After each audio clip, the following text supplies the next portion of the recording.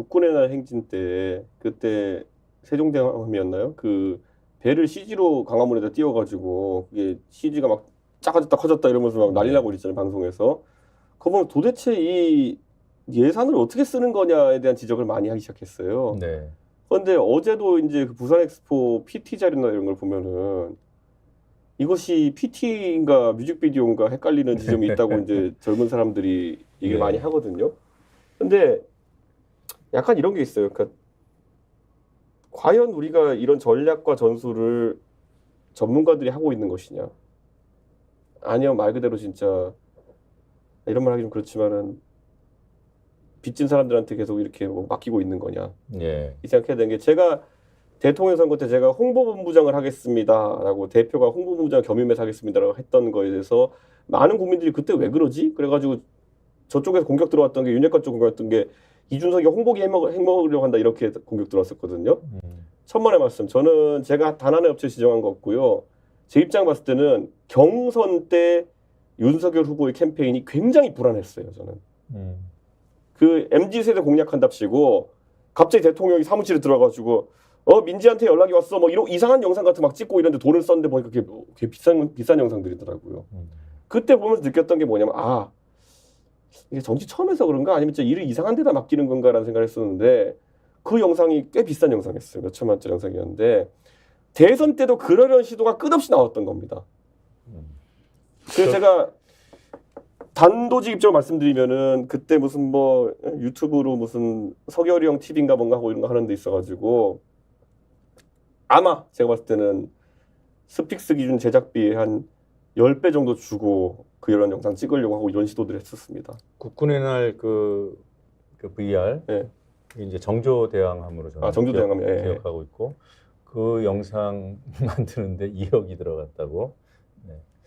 아까 그 1억이 진짜 그게 1억 들 거였으면요. 진짜 국군의 날 행진이나 이런 데 동원된 우리 병사들한테 피자 한 판 돌리는 게 훨씬 낫습니다. 한 판씩이라도. 아니 왜 내가 낸 세금이 이렇게 잘못 쓰여지고 있냐고요. 왜 내가 낸 세금 가지고 한동훈 장관은 선거운동하러 다니고 네. 엑스포 유치한다고 대통령은 저렇게 세계 8방을 돌아다니면서 뭐 기네스북에 올린다? 이런 얼마나 그 과정이 험악했지만은 그래도 정부를 믿고 부산 엑스포가 개최됐으면 하는 열망이 있었잖아요. 예. 그런데 해도 너무하지.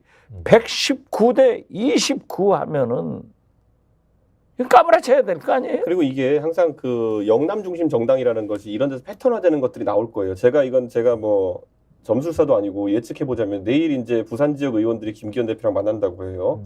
나올 결론 뻔합니다.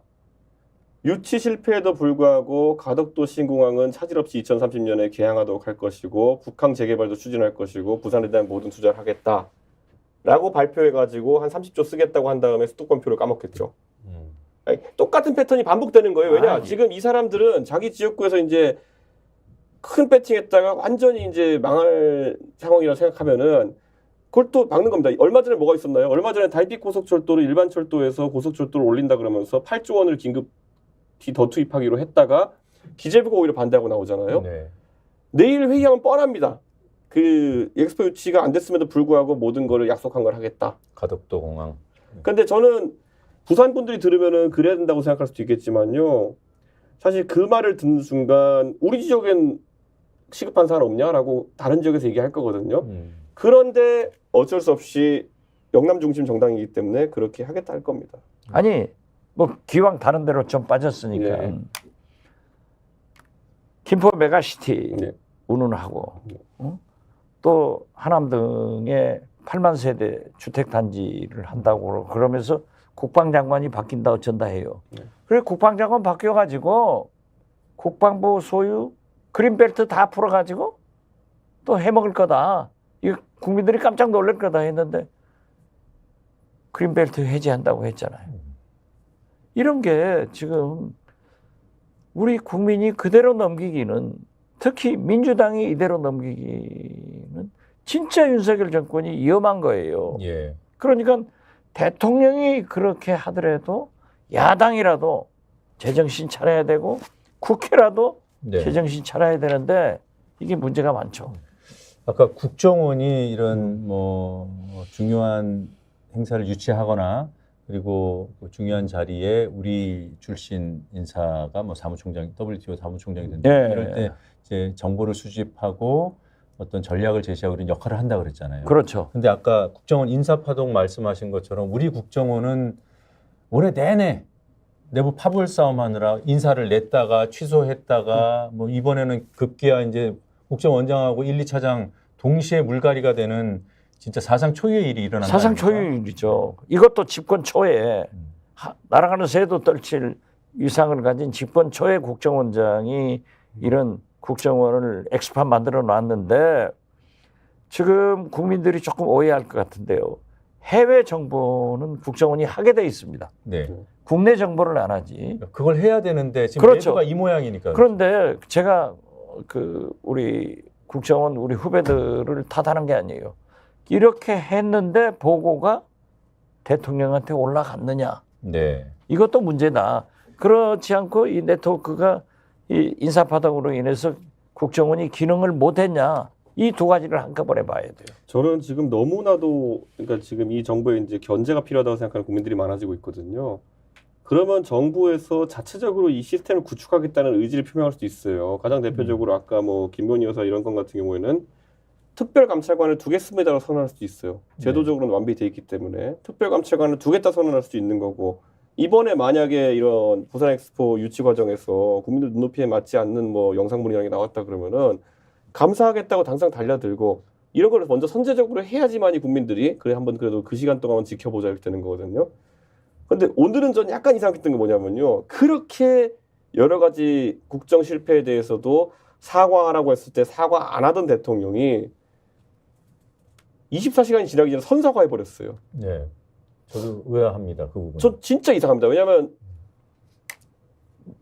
의혹만으로 사퇴할 수 없다. 이게 논리의 기본 아닙니까 지금 이 정부에. 그래가지고 이태원 참사가 났지만 아무도 사퇴하지 않겠다 뭐 이런 거잖아요. 네. 근데 대통령이 선사과하는 걸 보니까 오히려 저는 약간 뭐냐면 이게 뭐 감사해보면 나올 게 있나 이런 생각이 드는 거예요. 나오죠. 아니 나올 수밖에 없죠. 심지어 선사과마저도 제가 보고 나서 대통령이 바뀌셨다 이런 것보다는 예. 저런 분이 선사과 하실 정도면 얼마나 이게 지금 뒤에 좀 현실과의 괴리가 있었던 거냐 이런 생각이 드는 거예요. 그러니까 아니, 50 여기 이 자리에서도 얘기했잖아요. 네. 대통령 해외 나가는 거 300억 예산 더 썼는데 이게 어떻게? 저는 그랬어요.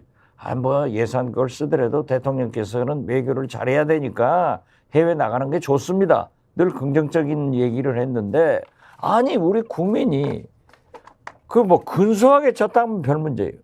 119대 29를 보고 견딜 수 있어요? 이건 이 나라 대통령이 이렇게 무능한가? 네. 윤석열 외교가 이렇게 실패하는가? 우리나라 외교부와 우리 국정원이 이런 일도 못하는가? 대통령실은 이런 것을 종합적으로 분석해서 대통령한테 어디까지 보고 있는가? 이런 게 나와야 돼요. 국정원 인사파동 얘기를 할 때 거론되는 인사 한 명이 있습니다. 이 정권의 핵심적인 인사, 대통령실에 있는 사람.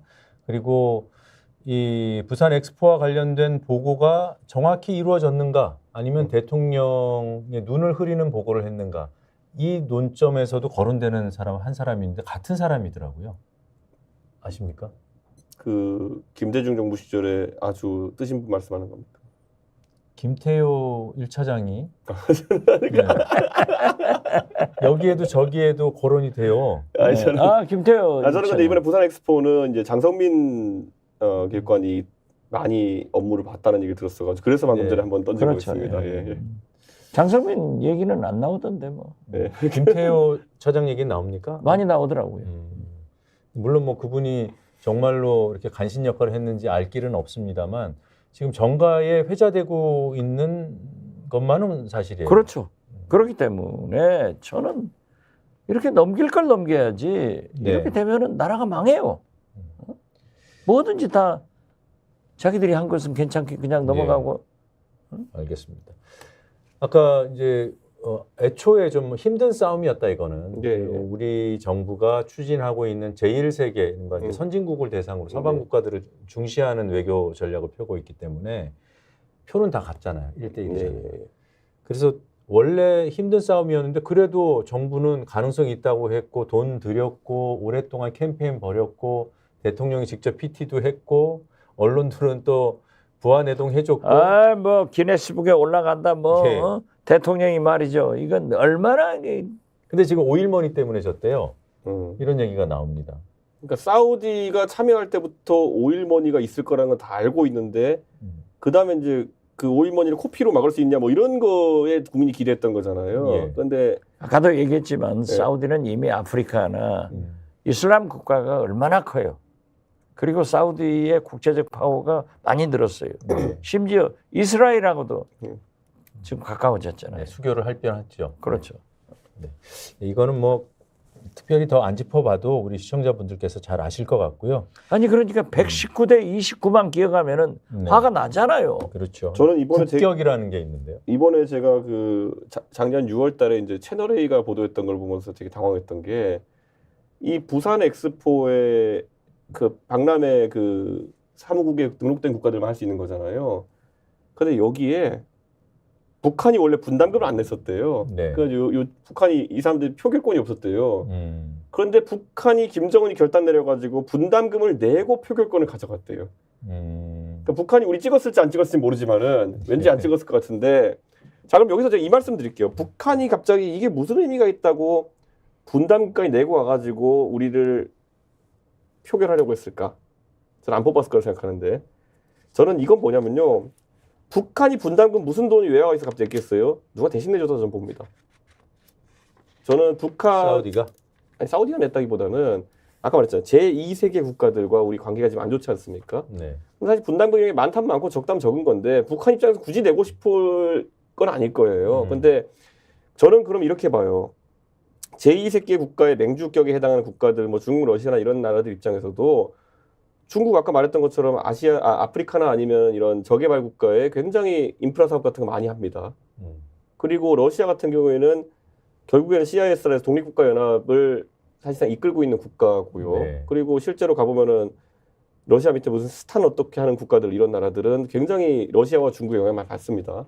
그럼 이런 나라들 플러스 어쩜 북한까지도 완고하게 우리를 안 찍겠다고 나섰던 거겠죠. 네. 그래서 조금 전에 채널 A 이 보도 얘기를 해주셔서 네. 채널 A가 이 부산 엑스포 이 소위 말하는 헛바람 집어넣는데 1등 공신입니다. 제가 이 보도들을 보면요. 몇 대 몇. 지금 결론은 119대 29로 나타났잖아요. 70대 70, 뭐 80대 87 이런 보도를 몇 차례 했습니다. 저는 근데 이거를 제가 봤을 땐 채널 A가 아무리 그래도 인용을 안 하고 했을 리는 없을 것 같거든요. 저는 누가 분명히 빨대라고 생각했지만 굉장히 허풍 불어넣는 사람이 있었던 것 같아요. 네. 그러니까 고급 정보라고 생각해서 채널 A는 보도했겠지만은 그렇죠. 거기에다 뭐 알려주는 거지. 그러면 하는데 아무튼 이건 100번 얘기해봐야 필요 없어요. 네, 우리 정부의 능력, 외교 능력, 그다음에 언론의 수준 이런 것들을 한꺼번에 보여주는 참 뭐라고 할까요? 좀 부산 시민 입장에서는 정말 안 좋은 소식이고 또 그럼에도 불구하고 우리가 이렇게 짚어내야 될 교훈 같은 게 있다면 정부의 외교 전략 수준 그리고 언론의 수준. 그럽시다. 저는 그런데 이 모든 걸 통틀어 가지고 그럼 언론은 왜 눈치 보고 있겠으며 아니면 기업들은 왜 눈치 보고 있었겠으며 모든 길은 하나로 통한다. 또 이 말하면 또 누가 뭐라 하지 뭐 환자는 서울에 있다. 그러니까 이거를 자꾸 회피하면서 저는 국가 운영이 바뀔 거라고 생각하면 안 될 것 같아요. 무슨 말이냐면은 강서 보궐선거 때도 그렇게 제가 욕먹으면서 외치지 않았습니까? 결국에는 그분이 바뀌어야 된다. 서울에 있는 환자. 제가 환자를 모독하기 위해서 환자라는 표현을 쓴 게 아니라요. 인요한 위원장이 자꾸 여기 가서 다른 사람 환자로 지칭하니까 제가 환자는 서울에 있다고 한 건데 네. 저는 결국엔 지금 바뀌어야 되는 분은 한 분이다. 저도 얘기하잖아요. 대한민국 최대의 개혁과 혁신은 윤석열 대통령 변화가 있다. 그게 제일 큰 개혁이고 혁신이에요. 네. 이 모든 책임이 윤석열 대통령한테 있다니까요. 대통령의 변화는 뭐 제가 질문을 안 드리겠습니다. 그런데 안 변하니까. 안 변할 것 같고요. 입지는 어떻게 되겠습니까? 대통령의 입지. 그분은 그런 거 생각 안 해요. 그냥 가버리지. 그럴까요? 네. 저는 진짜 그렇지만은 총선이 가까워오고 저는 내년 총선 끝나보세요.